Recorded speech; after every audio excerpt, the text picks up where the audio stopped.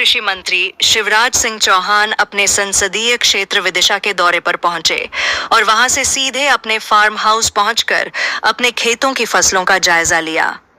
आम के पेड़ों पर फल एवं टमाटर की फसल देखकर खुशी जाहिर की। इस दौरान उन्होंने फार्मर आईडी बनवाने के लिए किसानों को प्रेरित किया। प्रिय किसान भाइयों, आज विदिशा में मैंने अपने खेत पर अपनी फार्मर आईडी बनवाई है। अब किसान की सारी जानकारी एक जगह है और मान लीजिए उसको बैंक का लोन लेना है, वो वहां जाएगा बैंक और दिखा देगा कि मेरी फार्मर आईडी, सारी जानकारी एक जगह, किसी कागज का पेट भरने की जरूरत ही नहीं। बैंक वाले उसका ऋण स्वीकृत कर सकेंगे। उसको प्रधानमंत्री किसान सम्मान निधि का लाभ, फार्मर आईडी है, सीधे उसके खाते में डीबीटी के माध्यम से पैसा चला जाएगा। उसको एमएसपी पे अपनी फसल बेचना है तो ये प्रमाणित करने की जरूरत नहीं कि मैंने गेहूं बोया कि चना बोया कि नहीं बोया। फार्मर आईडी में सारी जानकारी होगी कि ये रकबा है और इस रकबे में ये बोया हुआ है, क्योंकि वो फिजिकली वो फसल का फोटो खींच के उसमें डाल दिया जाएगा।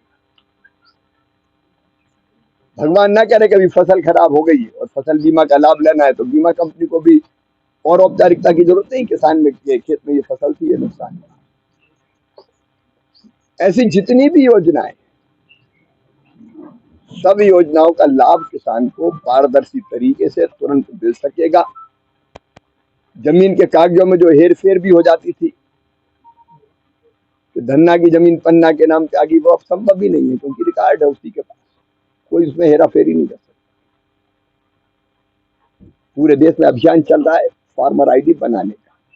5.5 करोड़ किसान बना चुके, 78 लाख मध्य प्रदेश में भी बनवा चुके। आपने भी बनवाई कि नहीं?